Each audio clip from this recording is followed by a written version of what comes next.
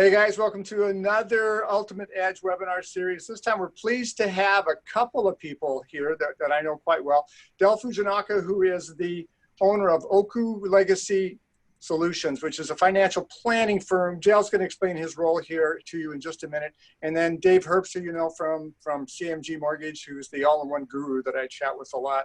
And today's discussion is going to be about using the all-in-one loan as a tool, much like we have talked with our clients that mortgages are all a tool for building financial wealth. Using the all-in-one loan in particular as a tool along with other financial planning tools that clients might have to build wealth. And I can't think of two better people here other than Del and Dave. So with that, Del, why don't you take it off and we'll chat about the financial tool of the all-in-one loan. Sure. Yeah, so just to bring clarification, financial planning has been very overused, and but yet there's so many. I'll start off with the one word called unbiased. And I used to be a financial advisor for a couple of decades and transitioned out, sold my book of business, and really began to study the banking system and the systems. And basically, my transition has been more towards business coaching, growing value in companies, as well as transitions for family estates. And so as I began taking that process of finding out financial tools, and basically from the source of looking at what the largest banks do and being able to mimic them, that's the basis and the goal I had to mimic for my clients, whether family estates or businesses, what they're doing. And I guess that's my opening comment, that as I began to do my due diligence, there's a couple of financial tools that I began to position for businesses and family estates. And then all of a sudden I began to see this all-in-one loan, that the uniqueness of the structure, fulfilling the need right now for what they call dry powder or liquidity, just in case, right? Cash is king.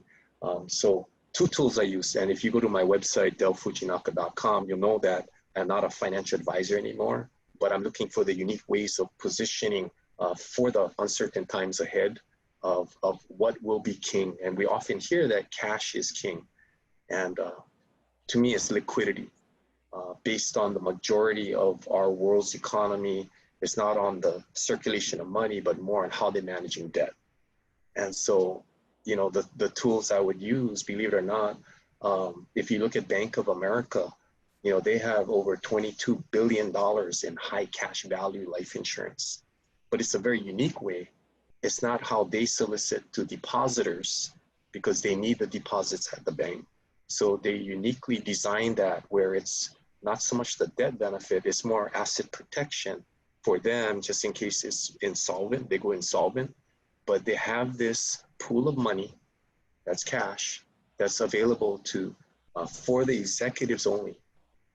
Keep in mind, no 401k on the side. They're the executives that they're using for healthcare costs, they're using for tax efficiency, they're using for better yield. And that's one tool that I'm saying, hey, wait a minute. If I can uniquely design a policy that way, the way they do it, all of a sudden I got a good tool in my belt for them as an advisor, right? Cross-grain from what financial advisors talk about, putting together a portfolio, stocks, bonds, and such like that. Now here's the other tool, and I definitely want to dialogue more with Dave on this, and brilliant, where it came from, and the all-in-one loan, but the key is having awareness and education to manage these tools the right way, because it can work totally against us, right? And so I vet out not only the tool in itself, but I vet out literally the client's understanding of using the tool. So Dave, you want to respond to that? Yeah, I love what you said there, Del. I think oftentimes, as it relates to personal finance, and how households tend to look at their finances and their financial landscape and their trajectory, the liability side of their personal balance sheet is, I think, often overlooked, for lack of a better way to put it. It's really not viewed as an opportunity. Our debts and our expenses are what they are. And I think that in large part, the thinking or the strategy stops short. Um, and I think the focus is traditionally always been, do I have the lowest monthly payment possible, right? And what tends to drive that is interest rates. Do I have the lowest interest rate possible that I can actually achieve today? If not, then refinance and achieve the lowest payment that I have. So therefore, I can continue to focus most of my energy on the asset side of my personal balance sheet.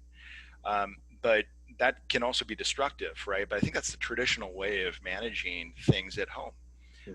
So very little attention paid to the liability side, and much more focus on the asset side, meaning work with a financial advisor, invest, save money, things like that. But I think one of those things that's often just not put in place or used as a strategy is debt reduction itself, not just minimizing your monthly payment, but actually reducing and eliminating the debt altogether. Because if you can achieve that, then obviously you have an easier time bolstering up that asset side of your balance sheet. The big challenge is, especially in the mortgage space, but I would argue with all debt instruments, it's extremely hard to do because mortgage loans, car loans, boat loans, most security instruments used to finance collateral, whatever it may be, are closed-ended. They don't create liquidity. They offer very little incentive at all to actually pay down or eliminate the principal more aggressively. That keeps people in debt for longer, which in the end actually costs them more than is necessary, which impacts and acts as an impediment to their wealth growing capabilities. So it's a nasty cycle that people get kind of caught up in, or a rut, if you will. And I think what you're alluding to with the all-in-one as it compares to other mortgage instruments is that it solves that issue. It solves the problem of liquidity. We all know that paying down debt will save us money and time. But how do you do that with a conventional mortgage tool when your money is locked away in it permanently, right? So behaviorally, that means that I'm not incentivized to put any extra funds towards my principal, even though I know that financially that would benefit me. But it also could create some risk because those dollars are locked away and you cannot access them. So, creating an instrument that's what's really recognized as an open-ended or two-way mortgage instrument, otherwise known as a HELOC, to finance real estate with, and acts as your primary mortgage, your first lien position mortgage, now allows borrowers to take greater control of what their principal is and their interest cost, using more than just the payment amount to reduce their principal while they remain liquid. So I think it speaks really well to what you've learned along the way, and the strategies you're putting in place today for your customers. As a mortgage that you're going to pay into, and there is some incentive, right, to pay it down because you save interest over the long run. But as Dave mentioned, you put a payment into your mortgage and it's a 30 or a 15-year fixed, and it's gone. If you want to get it back, that's cash that you don't have access to later on. And that really can impact your situation when you need to have access to some liquid reserves kind of thing. Hence the all-in-one loan, which is a mortgage, works really well for purchasing, refinancing properties, but combined with some of the stuff that Dell's going to talk about, you have access to it. It can be really, really powerful in a doubly-edged way. Yeah. And let me add to that really quickly. I think also too that, just to kind of dovetail on everything that you'd mentioned here, Dell, I repeat pretty frequently in the coaching opportunities that I have, either with mortgage professionals, real estate agents, financial advisors, fiduciaries in general, and most certainly consumers, that money, as money doesn't disappear. It's transferring, and right. And money is either transferring towards you or towards somebody else, right? And the question then becomes, what am I doing about it? Am I really pursuing the tools and the knowledge to be able to manage my money, so it actually transfers or continues to stay with me and benefit me more so than it does other entities or other people? And I think that's really the key to success. It's you can accomplish both. You can grow your wealth while also eliminating expense or debt in your life. And I think that's what the underlying story here is. I think most of the market has a hard time doing both. They stay in debt forever, and they just focus on growing their retirement funds.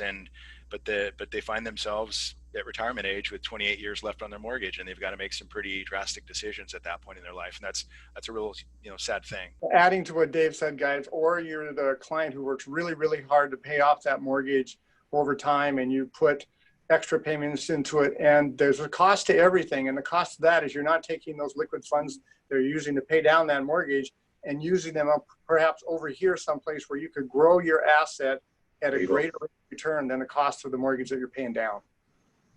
And if you can describe it in one thing, when I'm listening to you folks, it really comes down to cash flow management, and it's not about what investments are in, but am I positioned the best to manage my cash with different tools that I have at hand? I wrote down here, one, risk management, on the good and bad times. And that's what caused me to make some shifts in my career, because I was looking at, for example, going to the source of a 401k, why it was designed. And Dave mentioned the statement of cash being locked up, and so the narrative of people positioning money there, although I've managed 401ks for companies, the money's locked up. And what's the narrative based on Wall Street and the government? Money's locked up. The unbiased truth about it is we've never paid tax on that money. And when we see opportunity, like for example, a multifamily home, well, I can't touch that because that's my retirement money, right? Which is not going to be on the back end. Passive income tax at long-term capital gains rate is going to be taxed at ordinary income tax rate. Because of all the money being printed, because of all the financial decisions, there's more a probability that tax rates are going to go higher. And that's going to be very unfortunate for those who are just fully engaged in, this is my retirement plan, right? And there's the narrative of saying, I'm getting the break on the front end, but we're still in partnership with the government. But for me, it's along the way, the opportunity, it really comes down to what I was teaching from the past and how I had to reinvent myself unbiasedly. And the statement you made, Dave, about being locked away, I think that poses more risks than not. And so it's a matter of this paradigm being understood by the general public, while the mega high net worth and banks, they understand it. But why aren't they teaching it? That's a simple question. Response to that? I mean, I think it really comes down to number one, the products, right? I think that there's been a lack of innovation. I can speak, pretty deeply about the mortgage industry, and I love this industry. This industry is, proves over and over again to really support the backbone of our nation. Housing is really in the backdrop of really all of our lives. At one point or another, right? And it's probably one of the greatest opportunities for wealth building that there is today. However, the mortgage itself is lacking innovation, or has lacked innovation really over the last 80 to 90 years, since the Great Depression era and the formation of the agencies and HUD and the amortized mortgage programs. I think that's where it really begins, Del, is the lack of innovation over time, and this adoption of this kind of almost one size fits all. It's almost the same, like listening to you talk about 401k accounts, how we're all almost being programmed over time, slowly, to look for the best 401k opportunities at an employer, as being the vehicle. That's my pathway to retirement, and it's almost this one size fits all kind of solution that we've been nearly programmed to embrace and accept as the only way and the right way.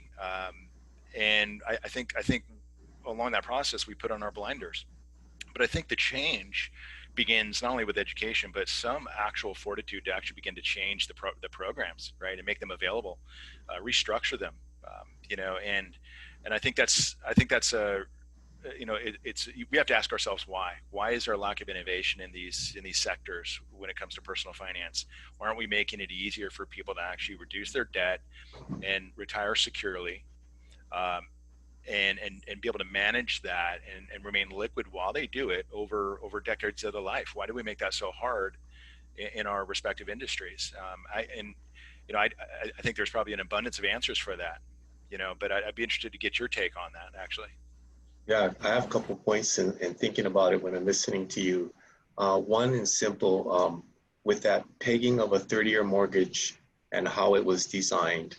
It was amazing for me to discover that for every quality 30-year mortgage that, say, a large bank would do, literally the central banks would 10x their credit. So basically liquidity, right? And I'm thinking, okay, if the banks have that leverage, how can I, with my family estates, who completely, totally paid off their house already, but they're looking to expand more with building stable wealth, and business owners who have their commercial properties, it's really about having that, again, that dry powder, that liquidity. And the biggest thing, I guess the question I would have, and you can speak into this, Steve, is why was there no defaults in the midst of one of the bubbles that took place back in 2008, and you started in 2005?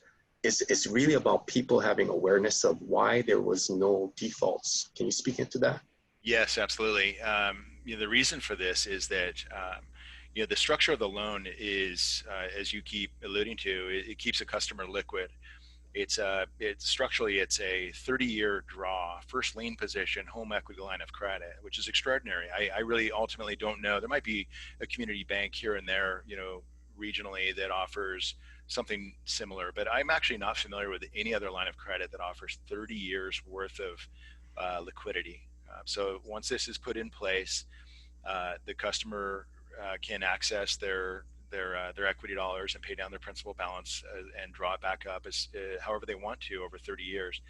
The credit limit itself begins to reduce or taper month over month, but not until month 121. So 10 years and 1 month into it, your original line of credit that we set and we closed the loan at originally doesn't alter or shift or modify until the 121st month. And even then, it's an even reduction of the line of credit limit until it reaches zero by year 30. So it's a 240 month tapering of the original line of credit. So it's a slow and steady reduction to enforce a payoff. We don't want this to be a personal line of credit that goes on indefinitely, nor do we want to have a balloon payment due, because that's just, those things are unaffordable. We want this to be a solution to the debt, but provide a lot of access and control and liquidity over a long period of time. So think about how that may impact as you take on a financial challenge. And then many millions of people today are experiencing that all over again, unfortunately. But imagine having access to your home's equity dollars up to maybe 80% of its value from 5 years ago. But now you've suffered some income loss, or maybe you're on furlough today, right? Temporarily. Well, imagine being able to tap back into your home's equity just by swiping an ATM card or writing checks and paying your bills from that equity line until you get back on your feet. So this is the real answer to your question. This is why we have no delinquencies and no defaults on the loan since inception, because it provides that fluidity, that liquidity, and access to equity dollars. It's not a leveraging tool. It's a deleveraging tool. But as you deleverage, you're creating financial security that you can leverage if in case life throws you a curveball down the road. And we know it does, right? We go through these cycles about every 8 to 12 years, it seems, where that extra support is needed. So in a sense, kind of think about it this way. What if you had access to all of your previous mortgage payments, right? And you could access those funds right back out because you need them today to pay your water bill, or to just pay your other bills for a while. That'd be a great thing. What if you weren't reported delinquent or default on that, and didn't default on that loan? So that's this. It provides that kind of security to be able to manage and maneuver through those financially challenging times. So do you see any of your clients utilizing the forbearance provision in the CARES Act right now? We don't. I mean, we've had we've certainly been contacted by some folks that have either voluntarily gone on furlough or been furloughed from their job. but these are also folks that have, equity dollars available. And so, we've had some people that have explored, what it might mean if they're unemployed for an extended period of time. But it's a very, very, minimal amount of folks that have actually, with the loan, that have actually contacted us on that. It's that security blanket is already built into the product. So really, it's not been an issue at all. Whereas, on a conventional mortgage, you're 90 days away from defaulting, right? That's We right. know that. And, this conversation reminds me of something I heard, and I'm going to paraphrase this. I'll probably make a mess of it, but I remember traveling somewhere, and I was in a car, and I had a long drive ahead of me to an event. And I remember listening to Dave Ramsey, actually, and just flipping through the radio, trying to find something I could listen to for an hour or two. And I remember listening to Dave Ramsey talk to a caller about the reasons why you'd want to eliminate mortgage debt. And it's just kind of funny. It stuck in my head because it was funny. And the caller had just simply asked, why would I want to do this? I've got a low rate mortgage. Isn't there better ways to utilize my extra cash? And Dave just responded. He said one word: risk. And Del, you kind of opened up with that. Risk is a part of it. Risk is a major part of this.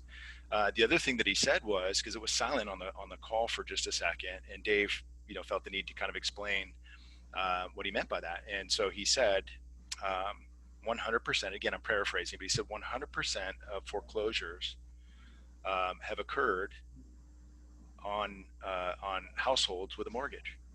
And that's kind of funny because, of course, that's the only way you can foreclose, right? Is if you're unable to afford the mortgage. But it comes to risk. It comes down to risk. If you're mitigating that risk by eliminating the debt faster, and you have a vehicle that allows you to do that while you remain liquid, then really it's the best of both worlds. You're eliminating interest cost. You're eliminating that risk. You're creating greater cash flow and security for yourself.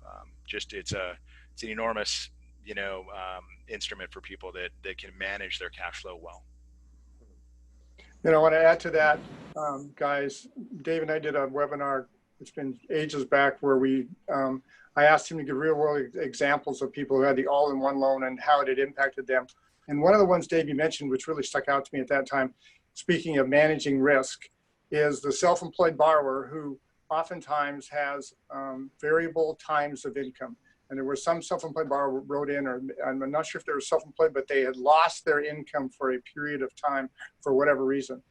But it didn't impact their mortgage payment one tiny bit because they had a lot of equity that they had created with the all-in-one loan in their home, which allowed them to make the interest-only payments because it's an automatic payment mechanism with the loan, and get through that period of time when they didn't have that income that they normally needed. And then they recovered and got their income and got back on track with no default and no late payments on their mortgage. It's just kind of a maximum flexible situation and a tool that allows for that and creates that. Yeah. I've got a question for you, Del. Do you find, especially in your industry, and as you coach just regular everyday people about some strategies and building cash flow and utilizing their cash flow, I think more effectively, do you find that this, those conversations are somewhat new? Like I find that a lot of people don't really understand the power of their own earnings, right?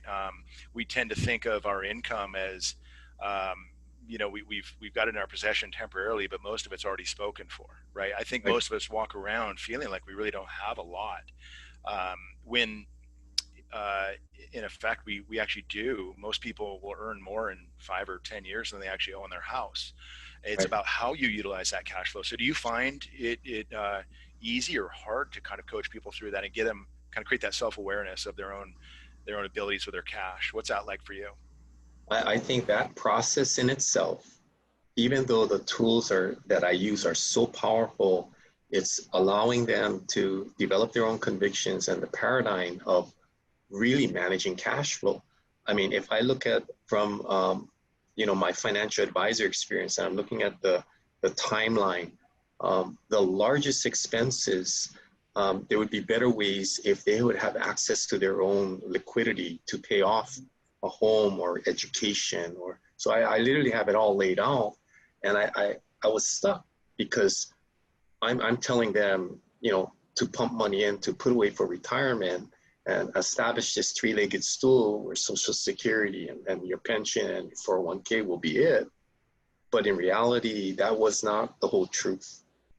So to answer you on managing that cash is something so key, but to have people absorb and understand and develop their own conviction is taking some time. And that's why I'm investing a whole lot proactively on having that paradigm be solidified, and that assimilator or that simulator that really helped, to show, because, and still, just in recent appointments, they say, no, that's too good to be true.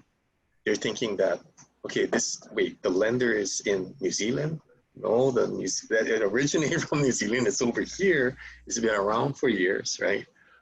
And it's really all about the structure.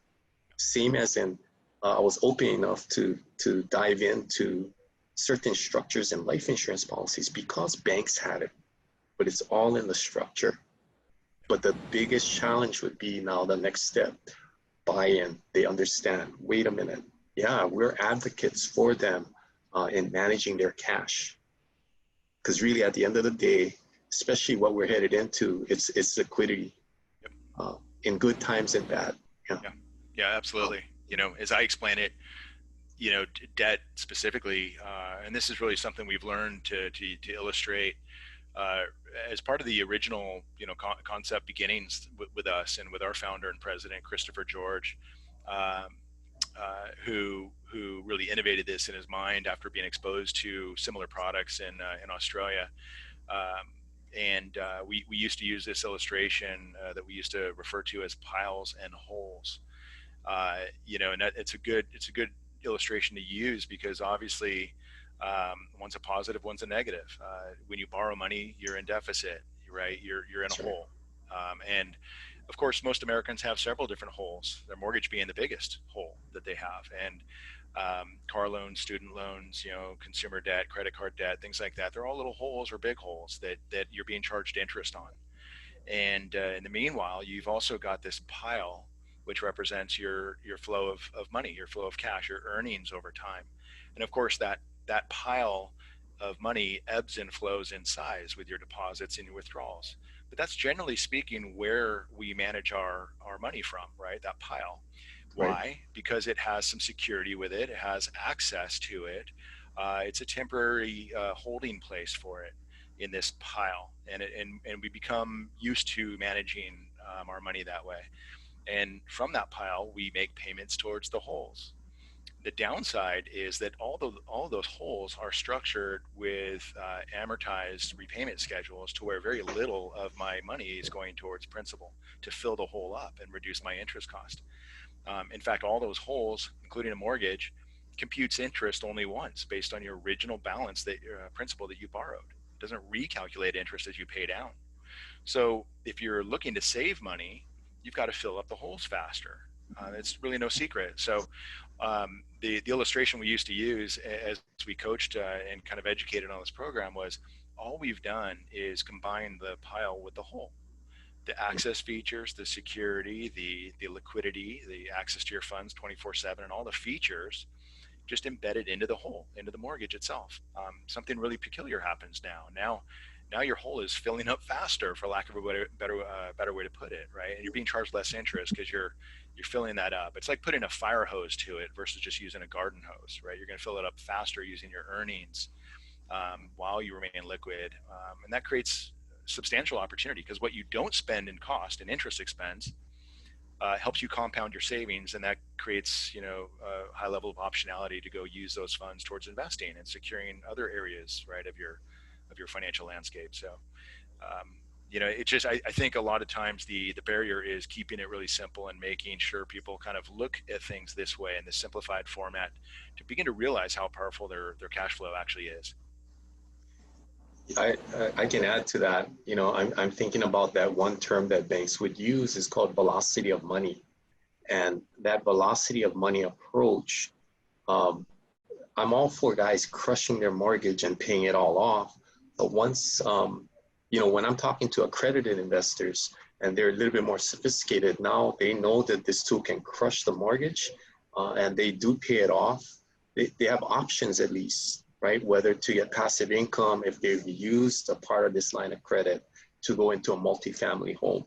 and they're getting a good pricing on it, good structure, and the net operating income is really positive for them. Okay, then again, it's just a way that whichever way they want to go, that's what I love about it. The tools are there where it's because of not leveraging, but paying down through the power of more principal. By the way, that's what the banks do with the BOLIs, that's bank-owned life insurance. And that's how I specifically designed it to finance stuff with what I call a legacy bank. It's really under-promising and over-performing in the good and bad times. And that's another question I had for you, Dave, on the caps. I don't know, in the past, if you remember that, I would find out, okay, what is the cap, the just in case, right? In the chaos or hyperinflation or such. What is the cap on the all-in-one loan? Yeah, so our cap is based on the greater of the floor rate, which is 3.75% today, or the initial fully indexed rate plus 6%. Okay, so let me repeat that again. It's 6% over the greater of the floor rate or the initial fully indexed rate. The fully indexed rate equals two components. The baseline index that we use on this loan is the 1 month LIBOR today. And then the customer chooses a margin as well. We've got several different options for them to choose from. And pricing, closing costs are associated with which margin they choose. And every margin out there that we offer is very competitive at a fully indexed with the LIBOR index is very competitive to conventional mortgages today. But our rate cannot go lower. The fully indexed rate cannot go lower than the floor rate, again, which is 3.75. So again, the lifetime cap is 6% over either the floor or the fully indexed rate, whichever is greater. That would equal about 9.75 to 10, call it 9.8 right now. So as a lifetime cap. And I think your underlying question is, should a consumer look at that as being a risk, having a lifetime cap on an adjustable rate mortgage at that level? And yes, of course, it's about measuring risk and understanding the upside, the cost benefit, and the potential risk associated with rates increasing.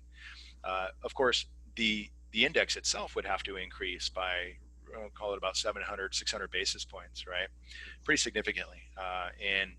And the LIBOR, we chose the LIBOR index because it tracks nearly identically with our federal funds rate, which is down at the targeted at about 0 to 0.25%. So LIBOR is that low too. So that means the Fed in a hyperinflationary environment would have to obviously increase the overnight rate up pretty significantly and dramatically to reach that level. That's not an overnight thing. Could it ever happen? For sure. Nobody's got a crystal ball. Right. But I also think you would agree, Del, that especially with your financial background and everything you analyze today, that for that to happen, some significant changes would need to occur. It's not just inflation and the spread of money, but it's also the pay down of debt, national debt, right? That landscape would likely have to change dramatically as well. Right. And also the global economic landscape. There's right. So much pressure for us to keep our overnight rates really low to compete and continue to make debt affordable. So, but you mentioned our interactive simulator a little bit ago, and that's exactly where we take people right to that to analyze whether or not, if in a rising rate environment you possess enough cash flow and positive cash flow behavior to hedge that risk. It's all about the math. Right, and it's really not about the interest rate. It's more about the effective rate that I've witnessed, right? And that's the component that several of my clients missed. They were trying to do it on their own, and they're having the mindset of a 30-year mortgage. So instead of $900 a month, my max is $1,220 a month. But they're not looking at using their whole cash flow as a circulation method, right? Yep. Yeah, and in the simulator, it measures that comparison effective rate, right? So In many cases, it's below, 1.5%. So in other words, to gain the same savings benefit, one might have to go try to achieve a 1.5% 30-year fixed loan, and of course that's not available today. We've got 200 basis points or more to get to that level. If it goes to that level, I don't believe it will. But so yeah, there's an effective rate measurement in our interactive simulator, and that's pretty eye-opening for people. There's also a break-even rate where it also indicates how high the all-in-one loan rate would need to average to cost the same as that conventional mortgage. So, and oftentimes that's well beyond the cap. So in other words, if the break-even rate is 18%, but your cap is set at 9.75, given your cash flow, even if the rate were to drive up to its cap, you're still better off financially, right, than compared to a traditional mortgage in that example. So it's all about measuring risk and benefit and making sure that this is the right product for the right household, given their banking behavior, but providing the security and the optionality to use it and leverage money and deleverage and leverage and deleverage and really maneuver over a pretty lengthy period of time. Great stuff, guys. Thank you very much. Thank you, John. Thanks, So, John. Del Fujinaka, he's the principal owner of a company called Oku Legacy Solutions in Hawaii. Del, I'm going to have your contact information up on the screen. Thanks for joining us today. Appreciate that. Dave Herbst, Vice President of CMG Mortgage. Thanks again, Dave, for joining us. And those of you who know that if you want to have a question on an all-in-one loan, Dave's not the right guy to call. He's the Vice President of the bank. If you have questions on a loan, give myself or a loan officer that knows the loan and can do it a call, and we'll happily answer those questions for you. So once again, guys, thank you for your time today. It was a good one. I really learned a lot, and it was fun listening to you guys dialogue here. John, thanks for having me. I always appreciate it. Thanks, guys. We really appreciate it too. Yeah. All right. Bye-bye.